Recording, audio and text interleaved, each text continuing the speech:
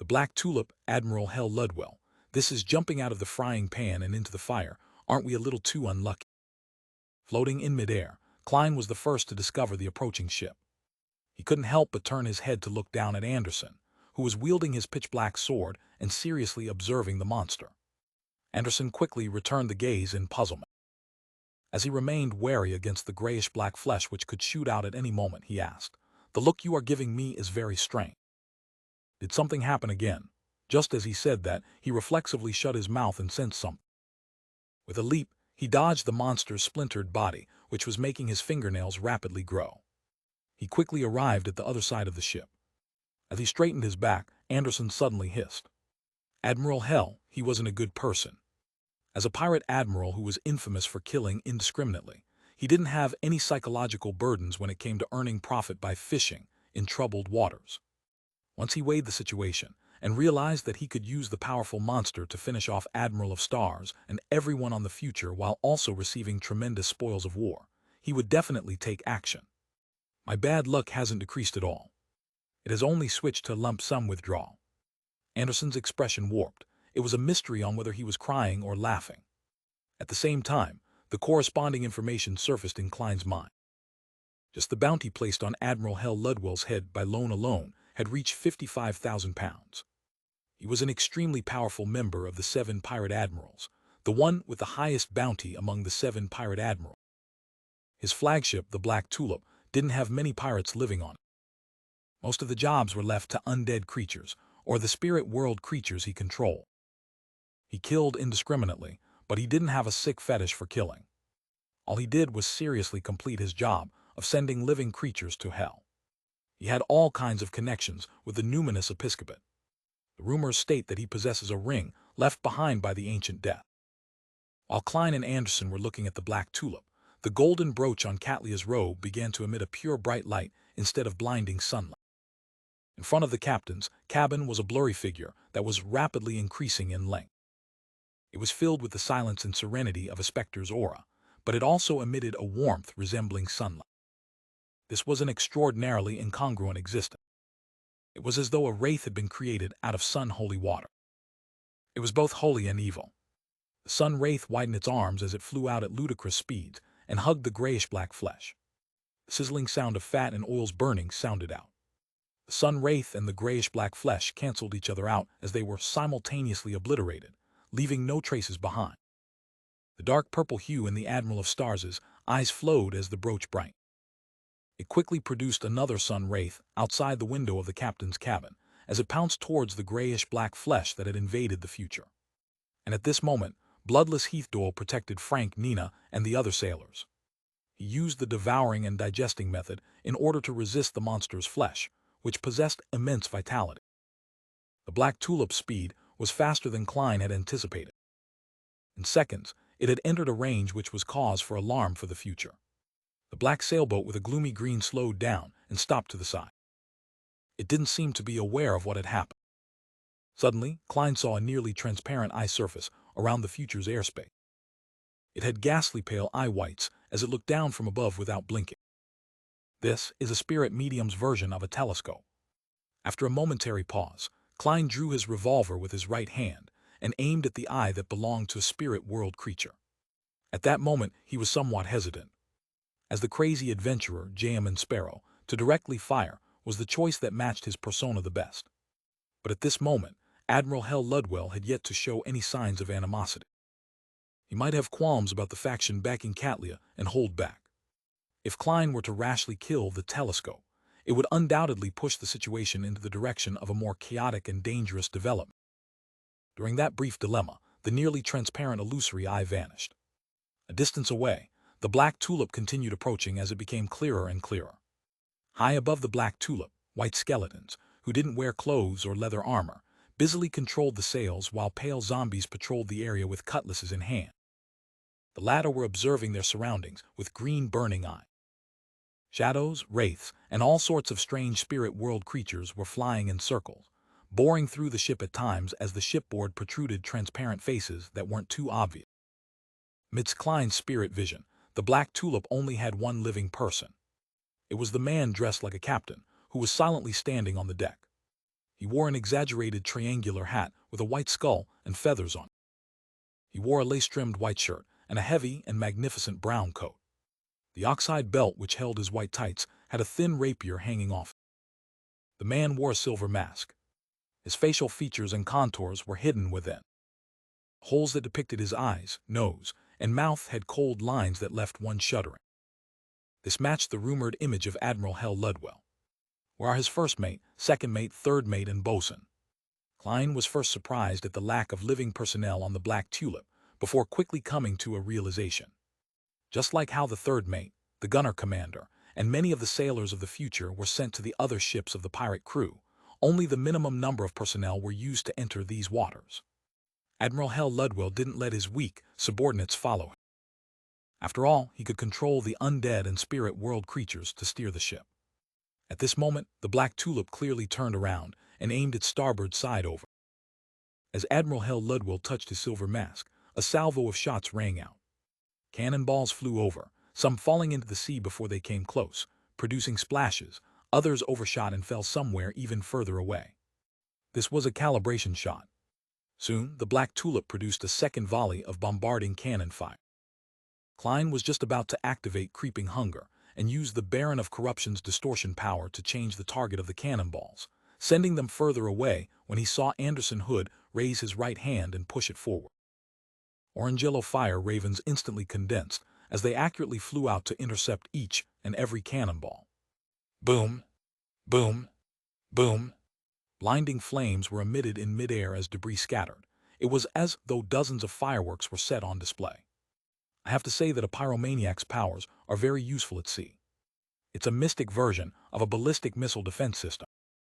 However, this is because Anderson is the strongest hunter and has already reached sequence 5. If it were Danitz, there's no way he could block them all. It would be pretty impressive if he could trigger half of them. When I use flame controlling, I can only deal with one cannonball at a time. As Klein sighed, the Black Tulip ceased its bombardment and changed its speed again, closing the gap between it and the future. As it approached, the surface of the sea between the two gigantic sailboats, which was dyed with golden sunlight, rapidly turned black. It didn't look like ink, but the darkest night without any moon or stars. Translucent and illusory ferocious creatures crawled out of this dark sea. Pale corpses reached out their palms, which had rotten flesh dangling from them as dark red or cold flames emerged, forming pairs of eyes. Suddenly, the area seemed to turn into the entrance to hell. All kinds of undead creatures floated on the surface of the sea in dense numbers, as they charged forward like an unending tidal wave. Anderson looked back at the sun wraiths which were obliterating the grayish-black flesh, and he knew that Admiral of Stars was at a critical moment in dealing with the terrifying monster. All he could do was draw a gasp and look up at Jamin Sparrow with a bitter smile. Just as he was about to press his hands onto the shipboard to create scarlet flames that spread outwards to prevent the invasion of the undead army, he was surprised to see Jamin Sparrow turn around and fly back into his cabin. He fled. No way. Anderson's expression clearly froze. He grimaced as he hurriedly leaned forward with his extended palms to press onto the shipboard. Silently, a swath of scarlet flames soared into the sky and swept the area ahead of him.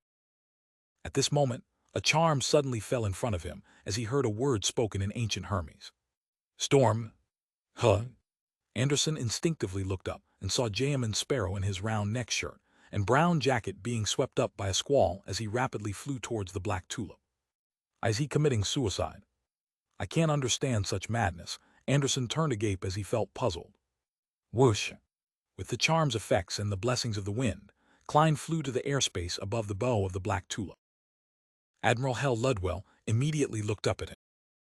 The eyes behind the silver mask burned silently with two pale white flames. The shadows, wraiths, and the spirit world creatures of the death domain who were spiraling above the Black Tulip immediately swarmed towards the enemy. They either opened their mouths, letting out silent screeches, or they extended their long tongues with shrunken faces as though they were extremely excited. Klein looked at them with a deadpan expression as he reached into his pocket with his left hand, releasing the wall of spirituality on a squarish box. Then he took out Azek's copper whistle, which was tied to a few matchsticks, and threw them at the deck of the Black Tulip's stern. Suddenly, the transparent, cold, and indistinct shadows and wraiths paused. It was as though they were frozen worms. Following that, they didn't hesitate to turn their bodies to rapidly fly to the stern of the Black Tulip. The strange-looking spirit world creatures followed closely behind. In less than a second, the skeletons and zombies who were adjusting the cannons betrayed Admiral Hell. The bow was left completely empty except for Ludwell. Puh! Klein landed on the deck while pressing down on his cap, landing right before Ludwell. His body was bent slightly as he released the right hand on his cap, his gaze locked on the silver-masked Admiral Hell. Power is very powerful on the future. Anderson Hood pressed his hands on the shipboard and saw the undead army in the pitch-black sea recede like the tide. They rushed over one another and surged for the stern of the Black Tulip. He saw Jamin Sparrow press his cap with his right hand while he descended from the sky before landing opposite Admiral Hell Ludwell. Such a scene was illuminated by dark red or gloomy green light. With accentuation from the wraiths, shadows, and all sorts of strange spirit world creatures, there was an indescribable sense of beauty. Cool. As expected of the craziest adventurer, Anderson praised from the bottom of his heart before recalling something. Jamin Sparrow had apparently thrown a charm in front of him before flying over. Furthermore, he had specially demonstrated the incantation to activate the charm. His intent is, Anderson Hood moved his gaze down and discovered a charm made of tin at his feet. On the Black Tulip, Klein, whose body was slightly bent while his eyes were locked onto his enemy, wasn't actually as cold and calm as his expression depicted. Anderson better fly over with the charm. There's a high chance that I can't deal with him alone. It might even be very dangerous. While his eyes reflected the silver mask and the two pale white flames, Klein silently prayed. As the mysterious eyes that observed the deck and himself existed, as well as the door opener in the dream world which Anderson Hood had mentioned, he cautiously gave up the idea of immediately praying to himself in order to use the sea god scepter above the gray fog to respond. He also warned himself not to expose such matters unless he was in dire strait. He believed that creeping hunger and tinder, together with the various Beyonder powers of magician and the charms of the sea god domain, gave him the ability to fight Admiral Hell Ludwell. As for Azek's copper whistle, it could attract undead creatures or spirit world creatures that were inclined to death's domain. It could neutralize the most powerful means of a powerful spirit medium. For a sequence 5 Beyonder of the death pathway, as long as it didn't exceed a certain number, one would often choose to overwhelm their enemy with numbers when facing a certain number of mid-sequence Beyonder. However, Klein didn't believe that he alone could defeat Ludwell in such a situation, or even kill him. Firstly, the battlefield would be held on the Black Tulip. Considering how Admiral of Stars could use the future, anyone with a brain knew that such a situation wasn't optimistic. Secondly, Ludwell was the most senior pirate admiral at the moment. He had the two powerful factions, the King of the Five Seas and the numinous Episcopate, backing him. The mystical items and sealed artifacts he had might not be any weaker than Klein's, or might even exceed his. In addition, many rumors indicated that he possessed a ring that was left behind by the ancient death. Along with the fact that his sequence was lower than Admiral Hell, Klein was not only lacking in the adrenaline of a pending successful hunt, or of performing great acting in the role of a crazy adventurer, but he was also tense and anxious. He didn't dare to be careless. All he wished was that the strongest hunter who was plagued with bad luck would quickly fly over. Only when two people of equivalent strength allied together could they have a small chance of defeating or resisting Ludwell, who had lost his undead army. It also gave Catlia and her pirates time and space to finish off the pieced-together monster. Just as this thought flashed across his mind, Klein didn't hesitate to launch an attack. He made the fog of poison which he stole with tinder spread. No one could see the uneasiness and worry in his heart. Wearing an exaggerated triangular hat and silver mask, Ludwell raised his clenched left fist, spread his fingers, and aimed his palm at Klein. Instantly, the deck of the bow was enveloped by a harrowing yellowish-green fog. And in front of Ludwell, an illusory glow exploded. Following that, a point spiraled and collapsed inwardly, outlining a blurry bronze door whose two sides swung open. The bronze door was covered in all sorts of mysterious patterns. It had an indescribable heaviness and silence to it.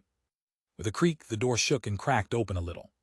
Behind the gap was endless darkness, as though it was the deepest and darkest night. Indescribable pairs of eyes were hidden in the darkness behind the door. They were densely packed in everywhere, but it was impossible to discern their actual body. Skinless arms covered in blood, along with greenish-black vines with baby faces reached out. Palms with mouths filled with teeth grabbed at everything beyond the door as they screamed, laughed, sobbed, yelled. This brought a terrifying suction force. Out of nowhere, cold hurricanes that sent chills down the bone stirred, pushing objects towards these strange creatures and the gap in the bronze door. The yellowish-green fog of poison was instantly cleared, as Klein couldn't help but lean forward as he stumbled. The glove on his left palm immediately turned pitch black. It had the sinister feel of the night and the grandeur of the cosmos. Klein's brown eyes darkened as he spread out his left arm to the side in a gesture of politeness.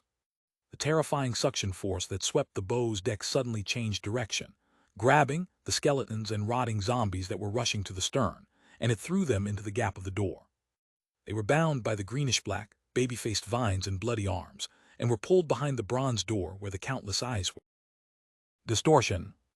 Baron of Corruption's distortion. Klein had distorted the target of the mysterious door, and he used the skeletons and zombies on the black tulip to substitute himself. Despite that, he was still affected by the remnant forces of the tremendous suction force. He found it difficult to take a step, preventing him from fully making use of his nimble and agile traits. The cap he wore had already been blown up by the hurricane and was spinning in midair. It seemed to take flight as it pursued the undead creatures that had been sucked away. At this moment, Admiral Hell Ludwell, who wore his exaggerated triangular hat, raised his right hand again and extended his palm. The right side of his upper body rapidly turned illusory, as though it belonged to that of a specter or wraith. His arm kept extending, and instantly covered quite a significant distance as his pale palm grabbed at his enemy. Whoosh! The noise from the hurricane suddenly vanished as soft sobbing sounds drilled into Klein's ears, causing his body to turn numb, as though his blood had frozen. As the pale palm approached, he seemed to be possessed by a wraith or evil spirit. He couldn't produce an effective response as he watched death approach. In despair, he felt his vitality deplete at an increasing rate. Without any resistance, Ludwell's pale and illusory right palm grabbed Klein and squashed him into a thin paper figurine. The paper figurine was covered with signs of dark green corrosion. Soon, it was shredded to dust under the hurricane that never stopped. At the side of the bronze door, Klein's figure surfaced again. His left glove had already been dyed with the color of pure sunlight. He immediately straightened his body and spread open his arm. Golden flames swirled around a pillar of holy light that descended from the sky, striking the bronze door which was covered in mysterious pattern. Sunlight suddenly burst out, and it was so blinding that it made it almost impossible for Klein to open his eye. As for the terrifying door which Ludwell had created, it had begun shaking and turning slightly blurry. Even the extraordinary suction force from behind the door had weakened. More than half the greenish-black baby-faced vines and the bloody arms were vaporized. However, even more strange arms and distorted creatures attempted to squeeze out from the opening in the door. Just as Klein was about to continue using the Priest of Light's light of purification to purify the bronze door, Ludwell's pale palm swiped down wildly. Klein hurriedly dodged to the side, as he kept rolling to avoid the remnant effects of the hurricane and the soul-sucking palm. One roll, 2 rolls, 3 rolls, and his body abruptly bounced up in a diagonal fashion. At some moment in time, creeping hunger had already appeared to be made of gold. Admiral Hell's silver mask was the first thing that was reflected in Klein's eye. It included the pale flames in his eye socket. Following that, 2 bolts of lightning brightened from the depths of his eyes. Interrogator's psychic piercing. At this moment, a black, square-shaped ring on Ludwell's left index finger produced a slight glow. Immediately, a scene appeared in Klein's mind. It was a gigantic throne that was made up of the rotting heads of creatures like humans, elves, giants, dragons, demonic wolves, sea monsters, and vampires. On each side, there would be miniature transparent faces of wraiths, shadows, and evil spirits. They were filled with hatred, viciousness, and indignation. Suddenly, Klein felt as though his head had been struck by an axe. Fearsome pain filled his mind without any delay. His psychic piercing had not only failed to show its effects, but it had even ended up affecting him in an amplified manner. If not for him having experienced more extreme pain, Klein definitely would have fallen to the ground, wailing and struggling.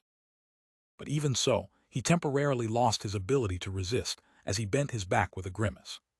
Seizing this opportunity, the gap where Ludwell's mouth was, a slow language that ordinary living creatures were unable to understand, was emanating. The surroundings instantly turned dark, blurry and illusory. This was the language of death that came from hell and the underworld. Just as Klein felt a little better, he discovered that his spirit body was floating up uncontrollably, separating from his body inch by inch. And the terrifying suction force from the bronze door was an irresistible force to the spirit. No, this won't do. While his spirit body hadn't completely left his body, Klein raised his right arm and spread his hand, which was wearing tinder, with great difficulty. Different lustrous glows instantly interweaved as they surfaced before him and kept changing and rapidly flickering. Without any hesitation, Klein grabbed onto a pale white blob swirling with a gloomy green color. He twisted his wrist and extracted it. In this battle, the beyonder power he wished to steal the most was the one that created the bronze door, but he couldn't guarantee his success. All he could do was seek the blessings of the goddess. The lustrous glow flew over and landed in tinder. However, this wasn't the beyonder power that Klein wanted the most. However, it wasn't the worst either. The mouth behind Ludwell's silver mask moved, but it wasn't able to produce the sluggish, awkward language that was destined for the living to not understand. At the same time, Klein opened his mouth. One syllable after another of distorted, incomprehensible, jarring, and indecipherable words slowly spewed out of Klein's mouth. It made the hurricane produced by the bronze door's terrifying suction force to instantly calm down, cloaking the already dim surroundings with a deeper gloom. Only at this moment did he know that the beyonder power which Admiral Hell Ludwell had just used was known as the language of the dead. It could circumvent the protection of one's flesh and blood so as to target the spirit body. It belonged to an advancement in a spirit medium's power. It could go from direct communication with spirits to that of commandeering, to the point of enslavement. Living creatures were unable to understand the resounding language. Ludwell couldn't help but freeze on the spot. A transparent layer rapidly surfaced on his pirate captain attire. His spirit was being tugged at by an illusory power. At this moment, the black, square-shaped ring on Ludwell's left index finger produced a faint glow. The minute portion of his spirit body which had been forcefully drawn out had returned to his body as the two fused back into one. Ding! With his right hand, Ludwell drew the thin rapier hanging by his waist. It was iron-black in color, and its tip gathered the surrounding light, turning into a dark point. Admiral Hell suddenly took a step forward, and with vigorous wind currents, he suddenly closed the distance between him and Klein. Immediately, he thrust out the rapier in his hand at lightning speed. The bronze door, which was covered with mysterious patterns, remained standing, erected in its original spot. It didn't vanish because of Ludwell's retracting of his left hand and subsequent action. This was different from the similar-looking ability that Miss Sharon had previously cast using a mystical item. Oof! The black rapier pierced through Klein in an unavoidable manner. Klein's figure rapidly crumpled into a piece of paper. Its surface turned yellow and dry, as though it had been weathered for thousands of years. The hurricane brought about by the bronze door completely pulverized the paper figurine. In midair, Klein jumped out of the darkness as he held a huge handful of charms from the sea god domain. Storm! He quickly shouted in ancient Hermes, as the tin flakes lit up individually as they sacrificed themselves to sea god. This also meant that if Klein wished so, he could recycle most of the materials and use it multiple times until the metals could no longer withstand the spirituality. Whoosh! Blue wind blades shot out as the surrounding waters sprayed out heavy waves that were as tall as the ship. As Klein didn't attempt or have the time to distinguish between the different kinds of charms, while these attacks inundated Ludwell, the extraordinary effects also augmented Admiral Hell. He was given augmented effects like underwater breathing, underwater mobility, flight, and pressure resistance, none of which were useful at that moment. Ludwell suddenly opened his mouth and produced a silent screech. He then struck the waves beside him as countless wind blades temporarily froze in midair. Immediately following that, Admiral Hell raised his left hand as the black, square-shaped ring on his index finger produced a sinister and eerie glow that instantly brightened. Whoosh! The bronze door, which exuded an indescribable feeling, instantly swelled as it doubled in height and width. Amidst a heavy creaking sound, the gap in the door opened up. The already terrifying suction force immediately rose to an unimaginable level. Blue wind blades and black sea waves were produced as Klein charged at the door from the air, heading straight for the strange vines and arms that extended outward. Klein had planned on using the Priest of Light by clashing head-on with the bronze door with Light of Holiness to catch a breather, but he ended up seeing a glaring white fireball about half the height of a person fly over. Fireball's speed was augmented by the ridiculous suction forces generated by the door. It flew by Klein and smashed at the gap of the mysterious door. Boom! The white flames scattered as they rained down, but all it did was make the bronze door quake a little and dim a little. Klein took the opportunity and snapped his finger. The few matchsticks he separated in his pockets immediately lit up, as scarlet flames rapidly enveloped his body as he melted away. A flame burst out by the side of the bronze door as Klein leaped out of it. He instantly noticed that Anderson Hood was floating in midair in a rather awkward manner. He held a burning white spear in his palm. The strongest hunter had finally arrived, but he just appeared unaccustomed to flying. When Ludwell looked up and saw this scene, the pale white flames behind the silver mask clearly jumped twice. Clearly, he never expected that the future had two other powerhouses at the Pirate Admiral level, apart from Admiral of Stars Cataly. Furthermore, they wielded pretty good mystical items and sealed artifacts. At this moment, Ludwell suddenly raised his hand and pressed down on his face, surprisingly taking off his silver mask. Heavy, pale white light suddenly spewed out from behind the mask, causing endless silence to instantly spread out from the black, square-shaped ring on Ludwell's left index finger. The silence surged into the bronze door and lifted it off the deck and into the air. The door, covered in mysterious patterns, fused with the endless silence as it rapidly burgeoned to more than 30 meters tall. With the sea as its base, it stood there, erect like an entrance to another world, one completely different from the present world. Krieg. The bronze door opened as unspeakable darkness surged out and enveloped the black tulip's bow. Upon seeing this, Klein didn't focus on his attacks as he quickly took out the correct charm and rapidly used it on himself. A strong gust of wind swept over and lifted him above the black tulip. With the pull of the darkness, the gigantic sailboat steered into the bronze door, 10 meters a time, as it sailed into another world. Admiral Hell Ludwell stood at the bow as he looked up into the sky. His face was blanketed by the pale white luster, preventing anyone from discerning his looks. His gaze first swept past Klein before landing on Anderson Hood. He seemed to make a mental note of these two hunters, but he didn't make any further attempts to attack. He seemed to have been restrained by the surrounding darkness. Anderson was taken aback, as he didn't hesitate to throw out the burning white spear in his hand. The spear shot straight at Ludwell, but once it entered the region enclosed by darkness and silence, it silently vanished. Ludwell is planning to escape. How decisive! Klein was first stunned before he recalled that Azek's copper whistle was still on the black tulip. With the gigantic sailboat halfway inside the bronze door and about to enter another world with no way to stop them, Klein threw a matchstick and snapped his fingers. He appeared 50 meters above the stern, where the undead creatures were fighting for Azek's copper whistle. This item, which kept changing hands, finally burst into a scarlet flame due to the matchsticks tied to it. Amidst the flames, Klein's figure surfaced there and grabbed Azek's copper whistle. This was the preparations that he had made for retrieving the copper whistle. Furthermore, to prevent any mishaps from happening, such as the matchsticks being pulled away by the undead creatures, he had also coated the copper whistle with an easily flammable essential oil of the sun. Puh! Surrounded by countless undead, Klein didn't have the luxury of time to retract his hand that grabbed the copper whistle. He immediately snapped his fingers again. At this moment, transparent, rotting, pale, or illusory hands grabbed him. The matchstick Klein had previously thrown into the air ignited in midair as it produced a flame. His figure quickly materialized amidst the flame. His face was livid and his lips were white. Having been grabbed by countless shadows, wraiths, and undead creatures, Klein felt that the depths of his spirit body was ice cold. He couldn't control his body as he plummeted into the sea, dyed in gold. With the black tulip almost completely crossing the bronze door, the sea, which appeared like an entrance to hell, had been restored to normal. Klein sank a few meters and swallowed a few mouthfuls of bitter and astringent seawater before he ultimately recovered.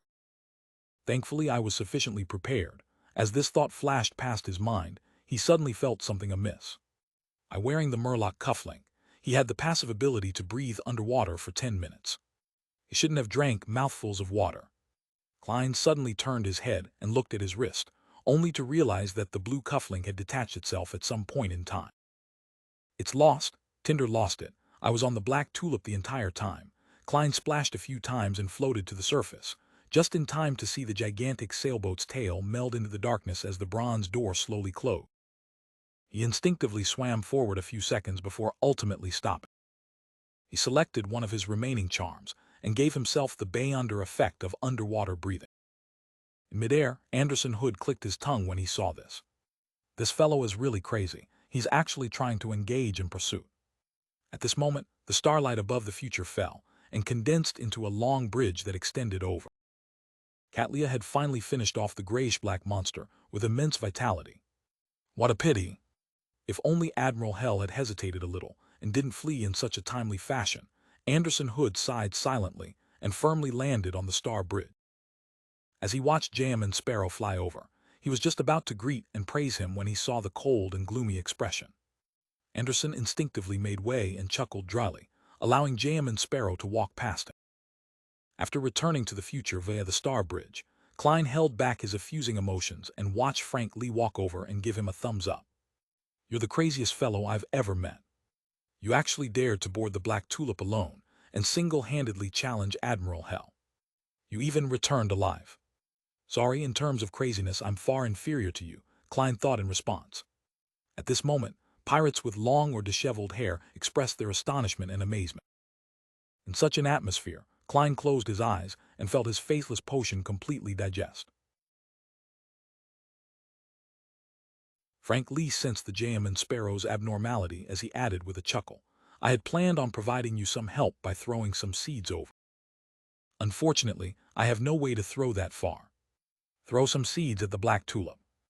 These waters have the remnant auras of Mother Earth. Bayonder matters in the corresponding domain would mutate and would attack everyone, without identifying friend from foe. I was on the Black Tulip at that moment, thankfully. You didn't throw them. Klein suddenly recalled the tragic state the future had been placed in moments ago, and how the dead pirate had grown a watermelon on his head. Just as he was about to give a minced answer to match Jam and Sparrow's persona, he suddenly saw Heath Doyle appear from the shadows, bending his back to vomit. This bloodless wretch first before his knees went limp as he knelt on the deck. Uffy. He finally vomited a pool of yellowish-green liquid. Amidst it was a piece of half-rotten grayish-black flesh, which was still squirming a little. Uffy. Heath Doyle continued vomiting similar item. Upon seeing this, other than feeling somewhat disgusted, Klein felt significantly relieved. He was originally worried that Rose Bishop Heath Doyle had been corrupted from randomly eating things. But from the looks of it, he had likely isolated what he had eaten without truly digesting it. As expected of a Rose Bishop who isn't mad, Klein silently sighed. Just as he was planning to look away from the vomit, thoughts suddenly flashed in his mind. Creeping hunger has already been activated. It needs to be fed once within a day. And there aren't any outsiders here. There's also no ideal scum. The pirate who died won't do. Although his partners might not put too much weight on his corpse, creeping hunger devours the soul. I wonder if these pieces of flesh can be treated as food. At the very least, it contains a tremendous amount of vitality, a corpse that has been influenced by Mother Earth's aura. With this in mind, Klein took 2 steps forward and came beside Heath Doyle. He couldn't bear to look at the puddle of vomit, as he instinctively cast his gaze aside towards the grand sea, which reflected the sunlight beyond the shipboard. Then he reached out to a piece of grayish-black flesh with his left hand. Creeping hunger didn't react, as it didn't crack open a mouth. Looks like it doesn't wish to eat it. For now, I can only barely use it to deal with any latent dangers. If I'm still unable to find any suitable food when the day is almost up, I'll throw it above the gray fog. Klein helplessly retracted his hand as he looked up at the captain's cabin. The golden brooch in front of Katlia bloomed with light once again, materializing a sun wraith that cleansed the pieces of grayish-black flesh from Heath Doyle. This pirate admiral's expression didn't seem to change. She only looked slightly tired as the purple hue in her eyes became increasingly obvious. After confirming that the ship had set sail again, Klein didn't stay any longer as he prepared to return to his room to change out of his drenched clothes. Anderson glanced at him and curiously opened his mouth. Shut up. Klein spoke out before he could. The turn of events had made him lose his Murloc cufflink, therefore, he progressively found the person plagued with bad luck as a sore sight. It was just short of defining him as food for creeping hunger. All right. Anderson raised his arm. I'll just drink in silence." Klein ignored him and entered the cabin before returning to his room. Inside his bathroom, he picked up a water creation charm and activated it with ancient Hermes. With a tub of clean water, he took off all his clothes and slid in. The ice-cold sensation and the warm sunshine significantly soothed him. He picked up a pen and paper he brought from his desk and wrote down a divination statement, the location of the Murloc cufflink. After reciting it 7 times, Klein completely leaned down, using the front of the bathtub as a pillow before entering a dream. Amidst a grayish blur and a disconnected, illusory world, he saw a zombie rotting in several parts of the deck. The blue Murloc cufflink was embedded in the flesh of the zombie's left waist. Apart from the deck, it was pitch black. It was impossible to tell where the ship was. "It really is on the Black Tulip."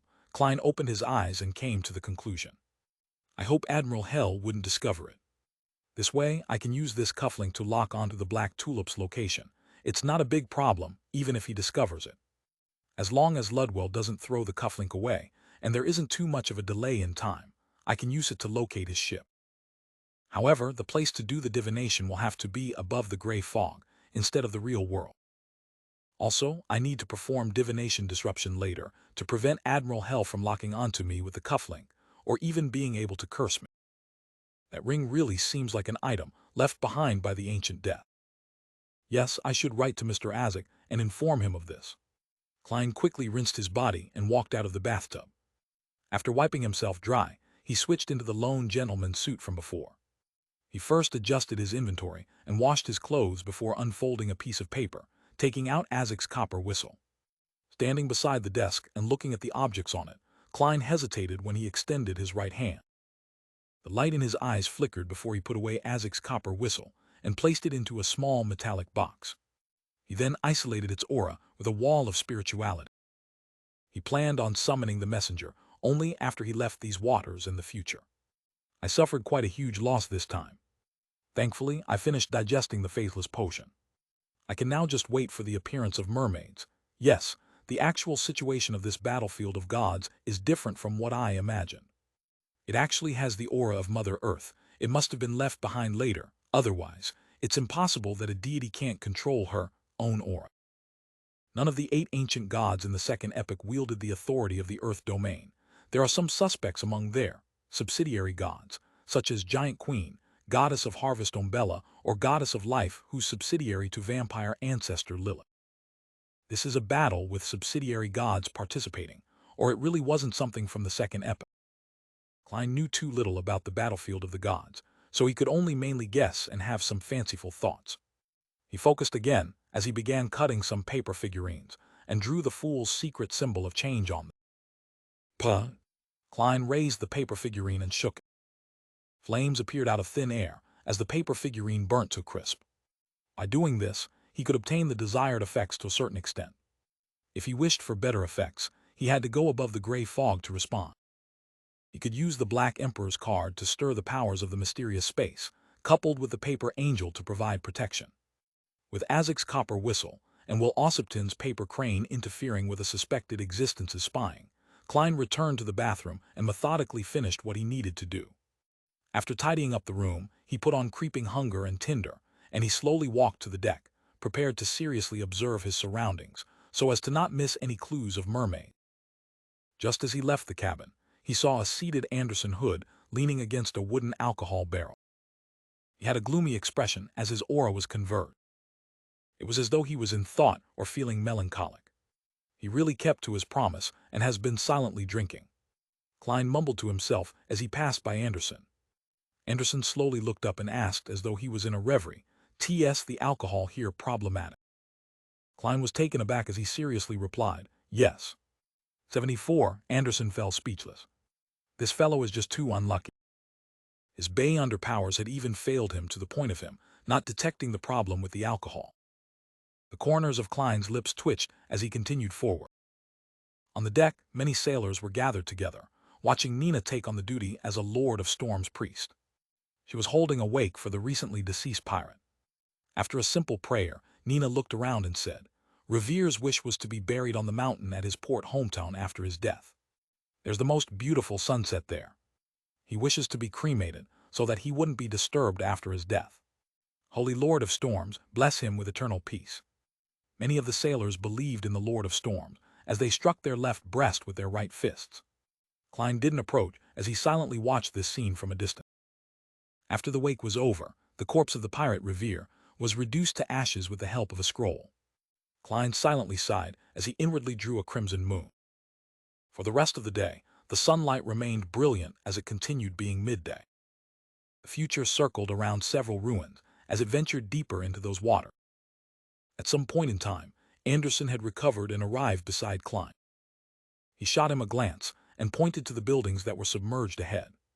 After passing this ruin and heading about 10 nautical miles with a left turn, there will be a chance of encountering mermaids. Finally, Klein was just about to answer when the sky suddenly darkened. The sunlight subsequently vanished. Night had fallen again. Without another word, he returned to his room and got into bed. Soon he found himself awake in his dream. Clean floor-ceiling windows stood before him. There were also neatly arranged tables and chairs, as well as bookshelves filled with books. He had returned to the spot from where he had previously left the dream. He was back in the library. As the glow of the sunset shot in, it cloaked every object with a faint layer of gold. Klein walked forward in puzzlement and came before the bookshelf he previously browsed. Unsurprisingly, he saw a book of charms and other books on mysticism.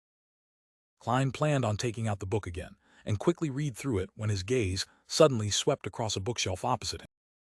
He saw a black-covered book with the title, Roselle's Notebook 3. The Emperor's Diary. An entire diary. Klein subconsciously wanted to extend his hand. At this moment, the pair of mysterious eyes that observed the deck and himself flashed in his mind, along with the individual who opened the door in the hall of murals that Anderson Hood had mentioned, as well as how he was abnormally moved about in the dream. Klein retracted his gaze and took out the book of charms again. He came to a long table, sat down, and began quickly browsing through it. Suddenly, he heard footsteps approaching from the depths of the library. Klein instantly tensed up as he slowly lifted his head. The first thing that he saw was a pair of black leather boots. As his gaze moved up, Klein roughly guessed the owner of those footsteps. She was a woman wearing beige trousers that made it easy to move about. She wore a pair of long black leather boots, but on her body was a light brown skirt that reached her knee. The hemline fell down diagonally and in layers, giving an unrestrained and cool vibe to her. Such a getup made Klein feel as though he had returned to Earth. This was because be it Lone, Intes, or Fasek, Fanepotter, Lenberg, Masson, East Balam, and other countries, none of them had popularized such style. Klein lifted his head faster and finally saw the lady's appearance. She had long chestnut hair that naturally cascaded down. Her straight eyelashes extended out just perfectly. Her deep blue eyes were deep and profound, as though it hid an ocean in them. She had outstanding beauty, but that wasn't the most eye-catching thing of all. Her actions naturally fused a sense of nobility. She gave off a strong impression at how she had enjoyed having the status of being someone important for extended periods of time. Klein subconsciously tried to bow his head to avoid meeting her gaze. Furthermore, she's very tall. She's almost as tall as my state as Klein Morty, Klein suddenly added inwardly. After completely digesting the faceless potion, he came to a realization that oneself was an amalgamation of personality, experiences, knowledge, and social connection. His looks and build could be changed at will. Therefore, as long as he knew who he was, he didn't mind using the word state to describe the characteristics of each of his different identities. After all, every faceless change could be fixed without any additional maintenance. That also meant that, even without the corresponding Beyonder powers, he could still maintain his external appearance as J.M. Sparrow. And because of that, he could easily make Klein Morty grow taller if he wanted. Taboo, taboo, taboo. The lady, who exuded the feeling of looking down from above, walked in front of Klein. She pulled out a chair and sat down. "We meet again," the lady said with a gentle and emotionless tone. The way she speaks sounds familiar. Klein's mind whirled as he remembered the source of the sense of familiarity. The scene of her arrival immediately resonated in his mind, and he finally fixated on that pair of black leather boots. It's her. Klein suddenly recalled the relevant scene. Back when he used his spirit body state to infiltrate the Royal Museum and retrieve the Black Emperor card, he had encountered a demigod. She had been sitting at the top of a wooden staircase in the middle of two large bookshelves. Her black leather boots back then were dangling in the air. He changed back into his identity as Sherlock Moriarty and shouted for help when he was being pursued by the devil dog. Midway, he encountered a forest path formed from green pea vine.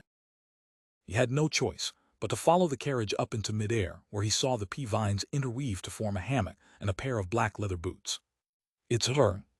Why would she appear in this dream world and these waters? Besides, she said, we meet again. I'm J.M. Sparrow right now. Amidst his thoughts, Klein replied with a deadpan expression, we haven't met before. So what if you're a demigod? As long as you aren't an angel, I can use the sea god scepter to resist you in this dream world. Klein encouraged himself in secret. The lady with long eyebrows sat there and lifted her chin as she observed Klein for 2 seconds. T.S. That's so. Mr. Hero Bandit Black Emperor. Klein's thoughts erupted with a boom as if he had been struck by lightning. His thoughts were reduced to countless fragments that were left in shambles and chaos, without any main line of thought. As she knows that I'm Hero Bandit Black Emperor. She recognized me as the spirit body, who originally stole the card of blasphemy from the Royal Museum. How is this possible? Wait, why did she directly address me as Hero Bandit Black Emperor? If she had used Sherlock Moriarty, I would be even more astounded, and I might even fail to hide the change in my expressions. As these thoughts flashed through his mind, Klein instinctively controlled his facial muscles and calmly said, I don't know what you're talking about. The lady, who wore clothes that were different from the present fashion trends, didn't repeat her words or explain anything. Instead, she said in a direct manner, your identity as J.M. Sparrow was provided by me. T4. Klein instantly felt his scalp tingle. He felt as though he didn't have a single secret when facing her. This identity of J.M. Sparrow was created through the use of Miss Sharon's resource channels. This demigod lady is one of them.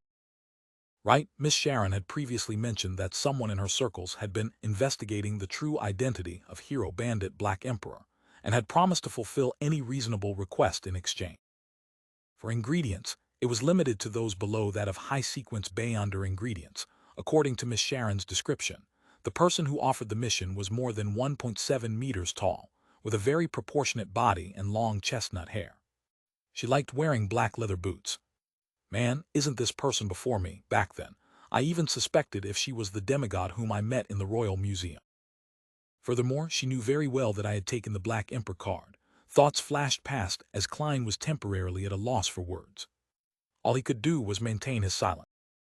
The lady whose chin wasn't sharp and was a little rounded didn't harp on J.M. Sparrow's identity. She looked out at the frozen sunset and said, while you were in the Rorstad archipelago, Nast Solomon's Black Emperor also appeared in those waters. I believe you know what that means, Mr. Hero Bandit. Realizing how she wasn't exposing his identity and was even giving him clues and evidence, Klein could only twitch the corner of his lips and say, law of Beyonder characteristics convergent. The expression of the lady opposite him immediately softened as she said with a smile, you really are Hero Bandit Black Emperor. So you weren't certain. You were only listing down the clues and presenting your confident attitude. How was she so certain just now? Does she still have evidence that she hasn't provided? Klein felt some regret and was abnormally puzzled. The lady, who seemed to enjoy her standing as an important figure, didn't say anything further. She then looked at the bookshelf and said, you discovered that the bookmark has a Black Emperor card through his diary. Diary? This lady also knows that the so-called Roselle's notebook is a diary. Klein was taken aback as he didn't reply to her. You didn't take that notebook because you sensed something? The lady asked again. This, Klein suddenly realized something and decided not to answer and instead pose questions. He wanted to extricate himself from a passive state and not be led by the nose. He looked at the lady's deep blue eyes and asked directly, you are the mysterious person on the future who was secretly spying on me? The beautiful lady who didn't allow anyone to come close replied frankly, yes. Katlia doesn't know that I've secretly boarded the future, but you actually discovered it, a clown's sense for danger. Based on the observation and the information from before, she can basically determine that I'm a faceless, a magician. From her tone, she's very familiar with Admiral of Stars, the upper echelons of the Moses ascetic order or that queen mystic. Klein nodded and said, that's right. The lady raised her chin and curled her lips up slightly. TT's impossible for a normal clown to sense danger at this level, even if they're already a sequence 5. She has discovered another unique trait again this. She knows the seer pathway very well indeed. I've been somewhat affected by the gray fog's powers, giving me a direct premonitory intuition even in situations that aren't dangerous. Klein didn't give her a chance to speak again as he asked in a deep tone, were the sounds of the door opening and the footsteps heard by Anderson Hood in the depths of the Hall of Murals yours?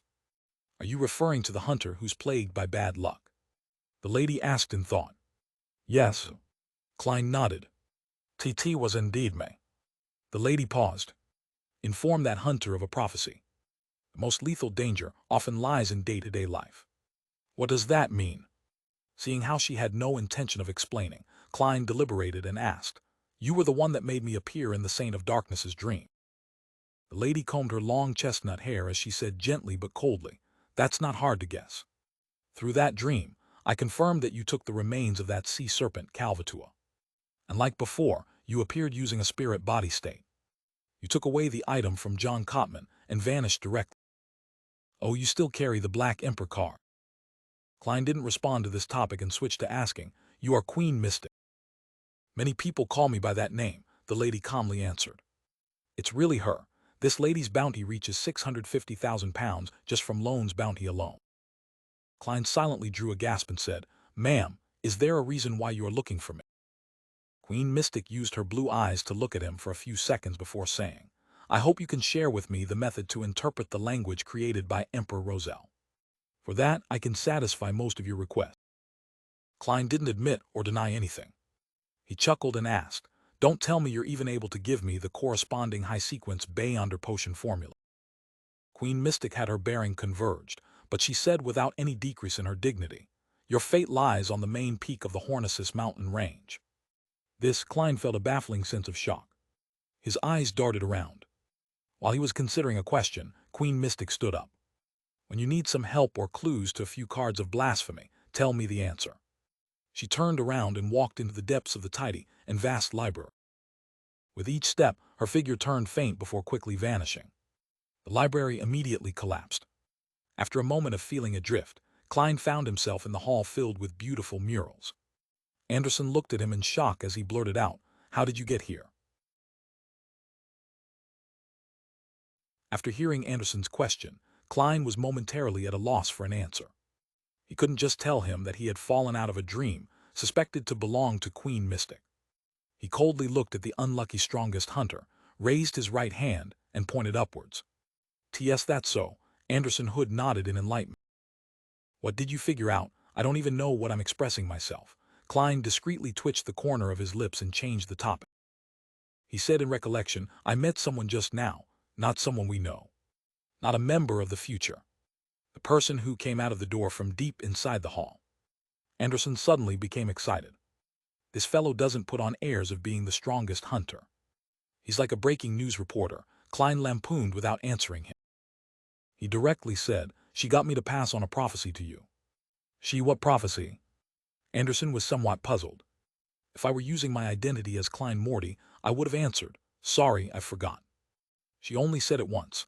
As Klein imagined the prank that wouldn't have happened, he said with a deep voice, The most lethal danger often lies in day-to-day life. Anderson listened carefully as he drew a gasp. That's just too accurate. I was drinking beer and nearly made myself a red RD. Who would imagine that most of the alcohol on the future is problematic?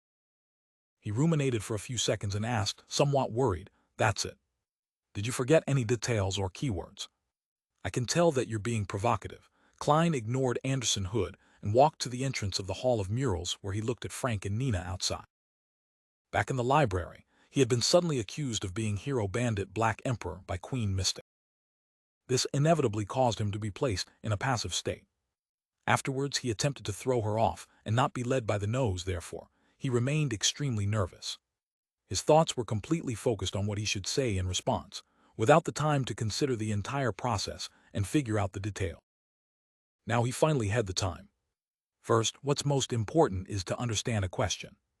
What level of comprehension does Queen Mystic have towards my identity and Roselle's diary? Yes, she believed that I grasped the means to interpret the language created by Emperor Roselle, and not the language itself. Although the difference in meaning isn't great, It's enough to prove that our identity as transmigrators isn't something she has figured out or have any clues that point towards that conclusion. Miss Sharon isn't a rookie who just joined the mysticism circles or got herself involved in complicated matter. While getting someone to fake an identity for me, it's impossible for her to divulge who she's doing it for. Besides, the picture I provided was already J.M. and Sparrow's image. That means that Queen Mystic hasn't equated Sherlock Moriarty to J.M. and Sparrow. Yes, if she had already known about this, as I had previously imagined, a better form of address would be Mr. Black Emperor Sherlock Moriarty. This would have dealt my mental defenses a blow that was several times stronger than directly addressing me as Hero Bandit Black Emperor. From her standpoint, how did she gather useful information from scattered clues? She knows that the bookmark is the Black Emperor card. Hence, the specter-like Hero Bandit Black Emperor and the strange spirit body who stole the card of blasphemy from the Royal Museum were connected together. Later, King of the Five Seas, Nast, suddenly appeared in the Rorstad archipelago. According to the law of Bayonder characteristics convergence, she guessed that Hero Bandit Black Emperor might have appeared in Bayam and the archipelago. After her investigations, she discovered the familiar identity known as J.M. and Sparrow. Then, from his identical trajectory with Hero Bandit Black Emperor's actions, she made a prediction and engaged in pursuit. She infiltrated the future and observed me up close. This is logical, but there's a certain level of coincidences in all of this. King of the Five Seas Nast appears anywhere he likes. Perhaps he might be missing a particular lady from the Red Theater and got his ship to cross the spirit world to enter the waters around the Rorstad archipelago. Or perhaps Bayam happens to have the high-sequence Bayonder ingredients of the Black Emperor pathway that attracted him. There's no way to directly link it to Hero Bandit Black Emperor. Of course, it's not incomprehensible for Queen Mystic to make such a connection. Perhaps she abides by the principle of being wrong rather than feel sorry in regards to important clues. Hey, that's a good habit, but it's just tiring. There's also a high chance that she didn't lock onto J.M. and Sparrow immediately. However, with the reputation of the crazy adventurer J.M. and Sparrow becoming more prominent in the Rorstad archipelago waters and the city of Generosity Bayam, she matched the timing after hearing the name, and then she came to a preliminary conclusion. It's still better to keep a low profile in life. Thankfully, my acting has finally come to an end. Subsequently, I can make the identity of J.M. and Sparrow vanish. Klein ran through everything and felt that he had mostly understood the problem at its root. However, he had another thought and guess. It was the way Admiral of Stars Catlia had received J.M. and Sparrow on her ship. She had done it in an ostentatious manner, as though she was afraid that it wasn't known to the world that the crazy adventurer was cooperating with her. Perhaps she was providing a certain level of clue. Later, Queen Mystic came and learned that it was J.M. and Sparrow. After figuring out the trajectory of my activity at sea, she had a certain speculation. Instead of trying to pull a bluff, she was actually rather certain. Klein held one hand in his pocket as he walked out of the Hall of Murals. He then headed straight for Catlia, who was outside the Black Cloister. He planned on using her turbid state to question her. At this point, he had actually relaxed significantly. This was because Queen Mystic clearly only knew that J.M. and Sparrow was equivalent to Hero Bandit Black Emperor, and he was a Bayonder who worked for some important figure.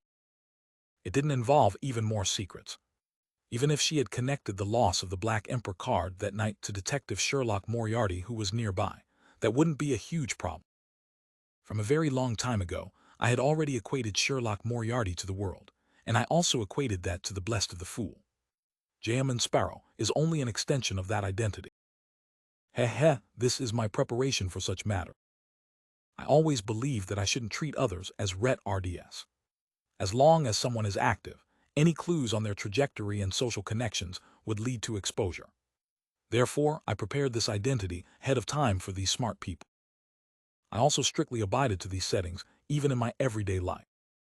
And for the blessed of an important figure to have a basic understanding of Roselle's dairy is completely understandable and acceptable. It's within the realms of an ordinary bestowment from a special existence.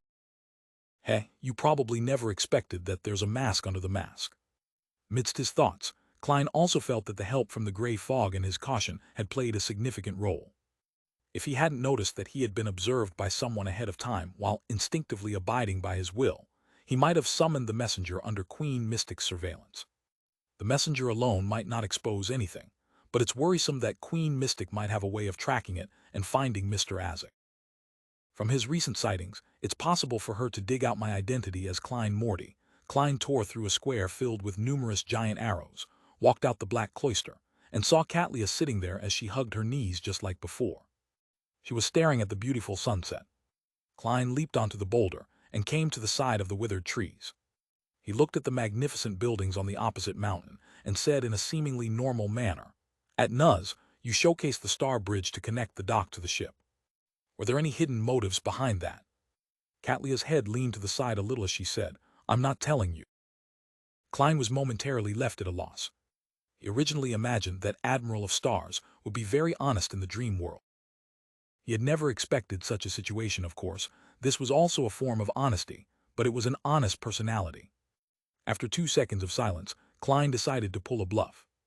"You wish to use this method to inform someone that I'm worthy of attention." Katlia exhaled and remained sitting there, hugging her knees. "Pretty much. TT was mainly to tell others that if something serious happens or if I show obvious abnormalities, you will be the first clue."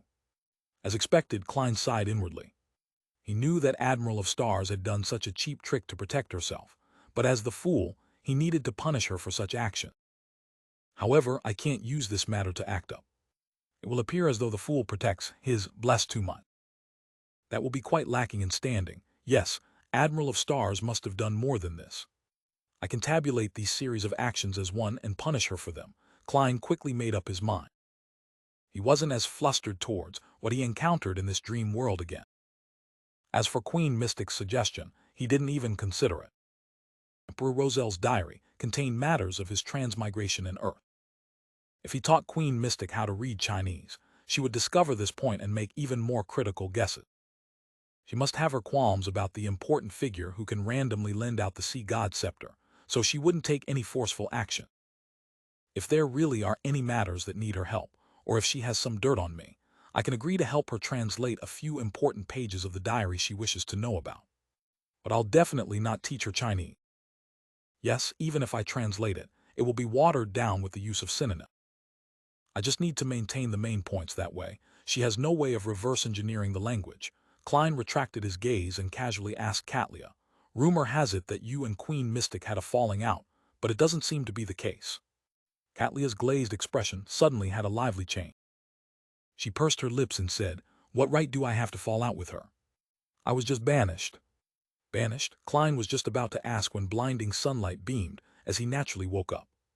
Looking at the bright sky outside, he wiped his forehead and muttered silently to himself. What a terrifying dream. After dealing with his wistfulness, Klein rolled off the bed and came to the deck. He continued his observation and awaited the appearance of Mermaid. Nearly an hour later, he finally heard a faint, indistinct voice coming from the distance. "Count's mermaids." Klein felt delighted as anticipation and excitement filled him. Having left Backland for nearly 4 months and experiencing a series of events, he finally arrived at the destination of his travel. He was completing the last condition needed for him to advance to Sequence 5 Nimblewright Master. His irascibility and frustrations had been constantly growing ever since he entered these waters, and it was all thanks to the waiting. The various ridiculous and humorous matters on the future, the matters that seemed abnormally harrowing on careful thought, and the dangers and unknown things contained within the night, noon, and dreams in the ruins of this war of gods had left him even more mentally tense. He lived through every minute and hour with great torment. Now, the pressure from these emotions finally had a chance of being released. Phew, Klein slowly heaved a sigh of relief. He directly returned to the cabin and entered the room that belonged to him. Without being flustered or letting the joy get to his head, he followed the planned sequence of taking out Azek's copper whistle and Will Ossipton's paper crane to interfere with the possible spying of Queen Mystic.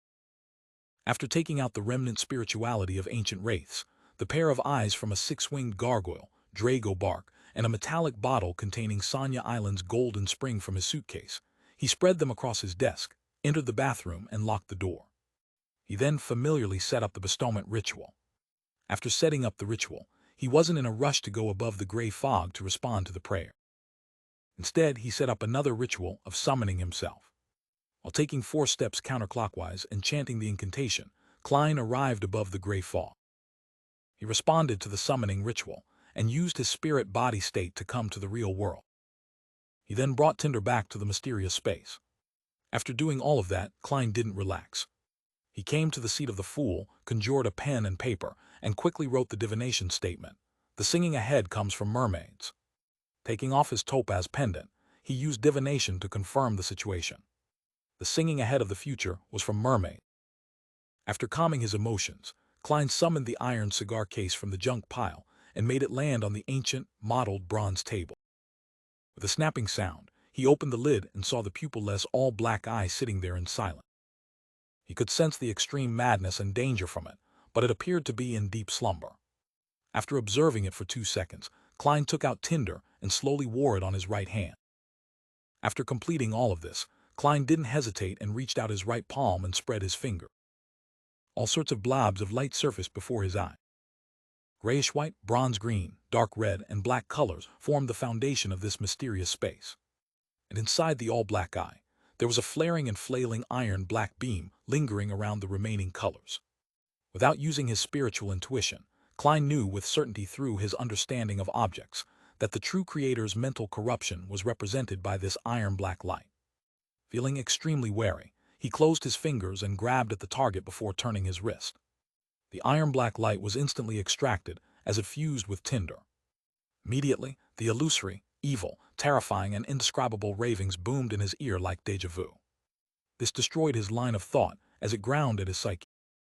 It brought about a fracturing pain to his brain, but it was soon repressed by the gray fog's power and turned completely silent. Klein didn't think further. He followed his plans and reenacted the trial runs that he had practiced numerous times by grabbing Tinder with his left hand, pulled it off, and threw it onto the stone ground of the magnificent palace. Right on the heels of that, Klein grabbed the all-black eye, which was now completely fine. He quickly replied to the bestowment ritual and passed the nimble right master Beyonder characteristic through the illusory door and into the altar in the bathroom. He didn't dare delay any further. All he did was glance at the evil exuding Tinder, which was tainted with an iron-black color as its fingers twisted and its palm cracked open. He then used his spirituality to envelop himself as he stimulated a plummeting sensation to return to the real world. Klein opened his eyes, grabbed the all-black eye on the altar, and ran out into his room. While doing so, he had a thought. If I allow creeping hunger to watch what happens to Tinder and its outcome, I wonder what its thoughts would be. Coming before the desk from the side, Klein took out an iron pot that originally belonged to the future. He then poured 80 milliliters of Sonya Golden Spring into it. As the pale gold liquid slowly spread out in a clear and transparent state, it made him subconsciously feel thirsty, as if he wished to drink a cup of it to quench his thirst. The items, Drago bark, eyes of the six-winged gargoyle, and the remnant spirituality of an ancient wraith, were thrown into the pot by Klein, causing different reactions. Finally, the potion turned into a pale gold color, but it looked ethereal as though it was weightless. At this critical juncture, Klein became abnormally calm instead. He steadily picked up the pupil-less black eye and dropped it into the potion.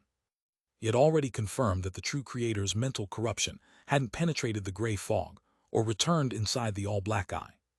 And this was something he had expected. The all-black eye was instantly submerged by the pale gold liquid as the surface began bubbling. Every bursting bubble made the potion turn black. About 10 seconds later, all the changes came to a halt.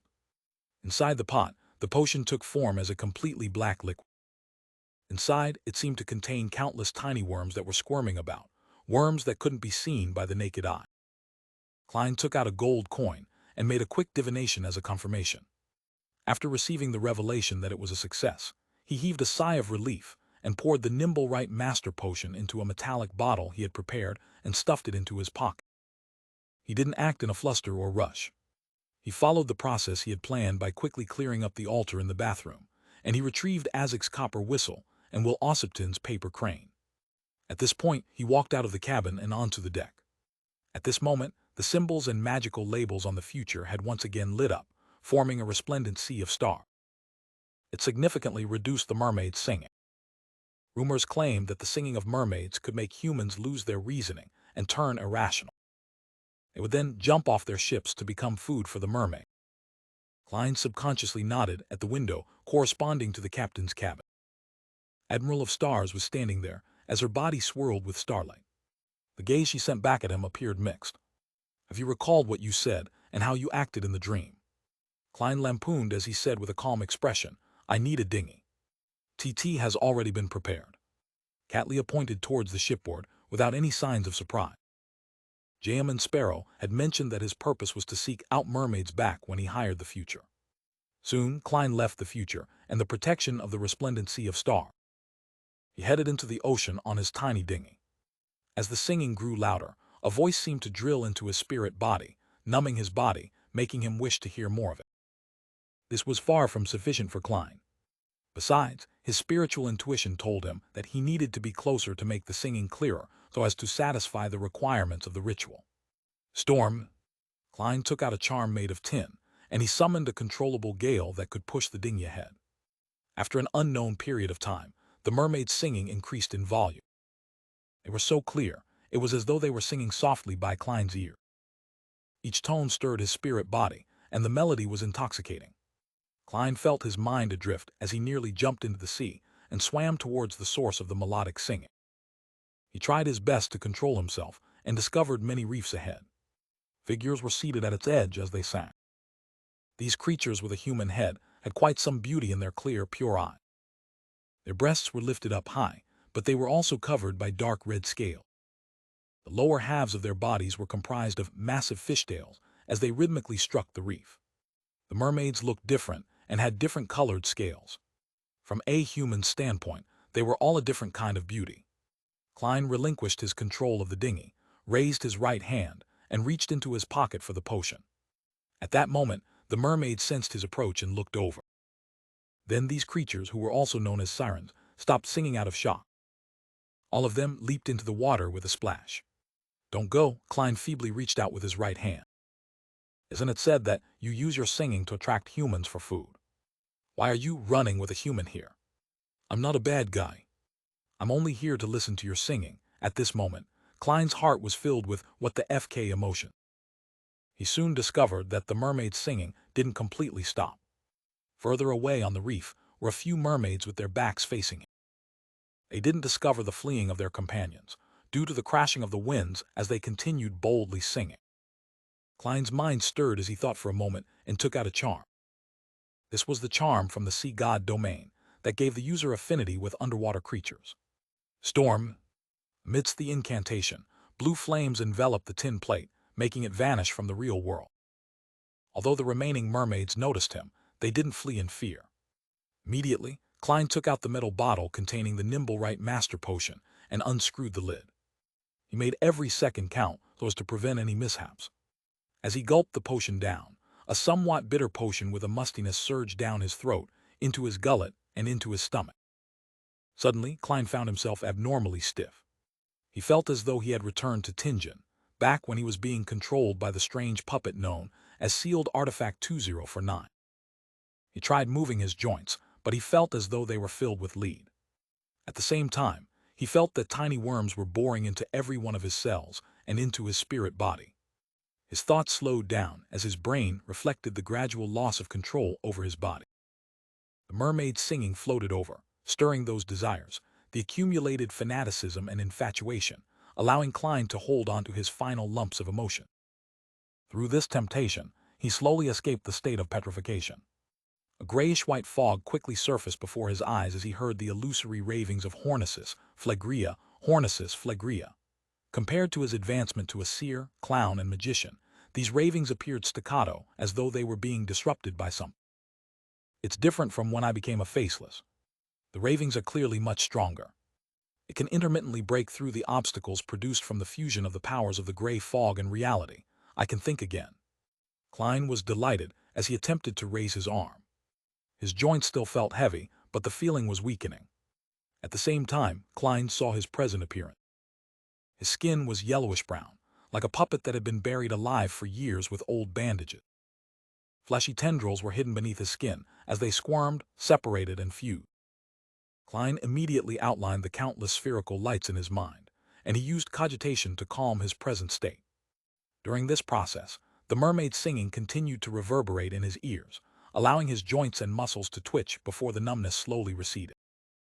After an unknown period of time, Klein opened his eyes, his body having completely restored to normal. He took a deep breath and silently sighed. Finally, I'm finally a Sequence 5. I'm finally a nimble right master. Threads under the strong sunlight, the sea reflected a golden shade. Apart from that, deep in Klein's eyes were countless illusory black lines. They extended from the nearby mermaids, from his body, and from the different parts of the neighboring waters. They were packed densely in thin and numerous threads, corresponding to different spots. Some extended into the infinite distance, to the ends of the void. This strange, beautiful scene wasn't an unfamiliar sight to Klein. In the few times he used the all-black eyes powers and his usage of it to create the fake world, he had been able to see similar scenes. This was the source of a nimble right master's Beyonder power. From the knowledge he obtained from the potion, these illusory thin black threads were known as spirit body threads. By controlling them, one could directly influence the target's soul body, astral projection, body of heart and mind, and ether body. Then, with the ether body as a bridge, one could control the target's body. Therefore, all the Beyonder powers of a nimble right master was built on the spirit body threads.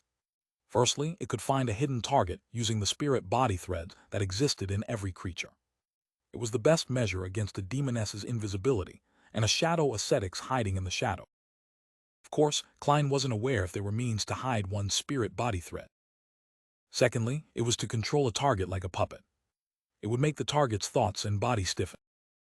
This was a type of forceful control and was almost indefensible. The only way of escaping this control was to rely on the potency of one's spirit body.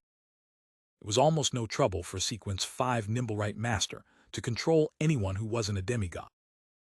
Thirdly, through the passage of time, the control would deepen. A Nimble Right Master could completely turn the target into their Nimble Right.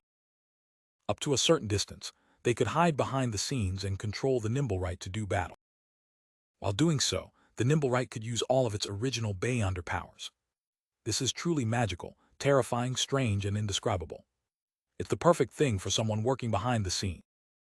It's no wonder Risego claimed that the control of spirit body threads is one of the most difficult abilities to deal with for anyone that isn't a high-sequence Beyonder, but it requires time. Control cannot be instantly achieved. It requires a process that deepens with each step until it's ultimately achieved. To obtain initial control, the present me needs 20 seconds. But with the digestion of the potion, the time needed will clearly decrease.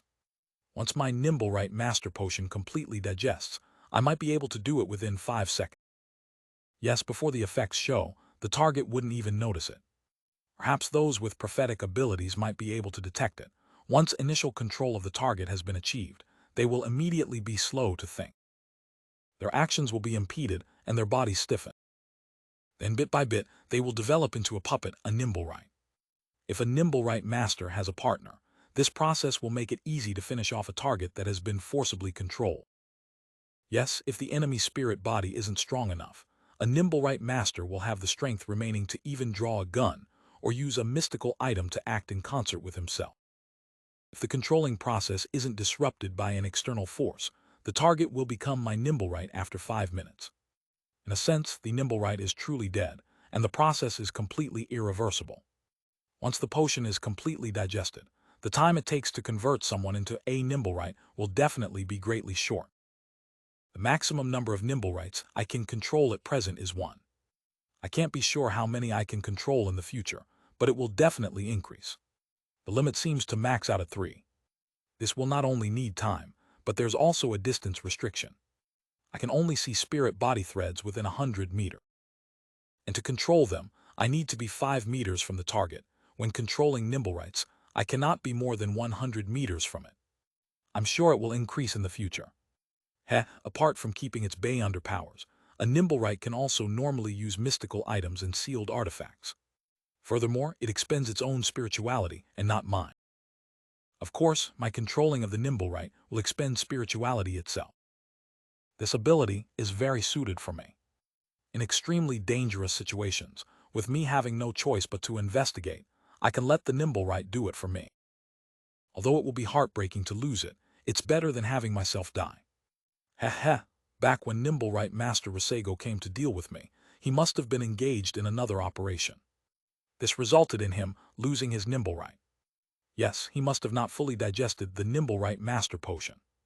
That's why he wasn't able to achieve initial control over me while waiting for me to open the door.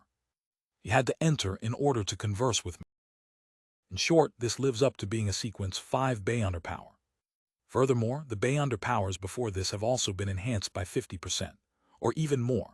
I'm really looking forward to knowing what kind of qualitative changes I'll experience when I reach Sequence 4 when possessing so many strange powers. I don't even know what its name is. Klein ended the inspection of his body and reflected wistfully. He then used the experience of setting an activation and deactivation method for his spirit vision to give himself a restriction of seeing spirit body threads, so as to not see things he shouldn't see. Activating by tapping my left thumb twice on the first segment of my index finger. Repeating the action deactivates it. Same for the right hand. He reined in his thoughts and looked ahead, and he saw that the remaining mermaids had turned around and were looking at him with watery blue eyes. At the thought that he would have lost control and become a sealed artifact akin to 2049 without their singing or this simple ritual, Klein gave them a friendly smile. Affected by the charm, the mermaids also moved their lips and showed a somewhat embarrassed smile. As their light purple or deep red lips parted one by one, Klein saw their teeth, razor-sharp like wolf fang. They were white and shiny, and dripping from them was a sticky liquid. Klein was taken aback. He discovered that this was even more unacceptable for him than a real monster. He had originally mentally prepared himself and treated mermaids as creatures that swam in the sea. Therefore, no matter how crazy and terrifying they looked, he believed that he could tolerate it. However, the situation was somewhat beyond his expectation. Mermaids were clearly beautiful and alluring females on the surface. Their tails had a hetero sense of beauty, but their teeth were nasty and disgusting. This was a stark contrast that Klein couldn't take. He nearly moved his eyes away. Waving his hand, he quickly took out a charm from the sea god domain and created another gale of wind to push his dinghy back to the future. Along the way, Klein couldn't help but recollect the feelings he just had. So the mermaid singing is meant for neutralizing and balancing.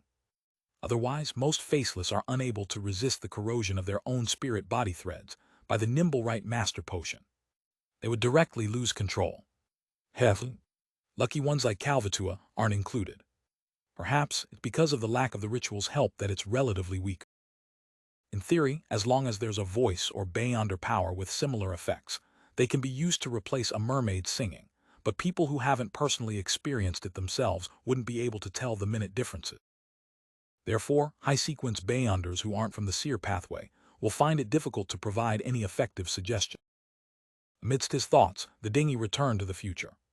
With a rope, Klein easily returned to the deck. Anderson Hood stood by the shipboard and chuckled. So your search of mermaids was a requirement of a ritual, and not because you wished to obtain the corresponding ingredients. That's obvious, Klein succinctly replied. Anderson shrugged and said, no, it's not. A normal person will guess that mermaids are the ingredients you need, as this doesn't match the rituals needed by a Sequence 4. But who knew that adventurer Jammin Sparrow, who was at the level of a pirate admiral, was only a Sequence 6? What do you mean, only? Klein resisted the urge of controlling Anderson's spirit body threat. Ignoring the strongest hunter who automatically had a provocative halo, he entered the cabin and returned to his room. Just as he approached the captain's cabin, he heard a creak as the door before him opened. Catlia didn't wear her heavy glasses. She looked at Jammin Sparrow as the dark purple hue in her eyes swirled. Congratulations on your advancement. Previously in the dream, did I say something? You know what you said, Klein replied with a deadpan expression. Catlia fell silent for 2 seconds before saying, you questioned me about my relationship with Queen Mystic. As she spoke, she couldn't help but look around. She guessed that Queen Mystic might be on the future because of my rather sudden question. I really have to be careful when conversing with a smart person. Klein nodded, walked past her and returned to his room, leaving the corridor in silence. Only when he opened the door and took a step inside did he hear Catalia's voice sound out from the captain's cabin. It reverberated through the entire ship. Set sail for the return voyage. Inside the room, Klein waited a few minutes before re-entering the bathroom. He set up the ritual again and threw creeping hunger, which was turning more irascible due to the lack of food, above the gray fog. After doing this, he wasn't in a rush to leave. He summoned the distorted iron-black tinder and made it land before him. After studying it for a moment, Klein placed tinder inside the iron cigar case and threw it into the junk pile. Although this expensive glove was now unusable, Klein was certain that trash could still be used. Immediately following that, he slowly took off the already silent creeping hunger, and he similarly placed it into the junk pile. Klein remained silent for 2 seconds before leaving the palace that looked like a giant's residence, and then he ventured deep into the mysterious space above the gray fog. From his previous exploration, he discovered a bright staircase that seemed to lead to heaven. He suspected that the number of steps had something to do with his sequence. Therefore, he immediately came here to confirm it after he advanced. After walking for a while, Klein finally saw the holy staircase made out of pure light. Compared to before, there was another step, making it a total of 5 steps. Indeed, Klein sighed unsurprised.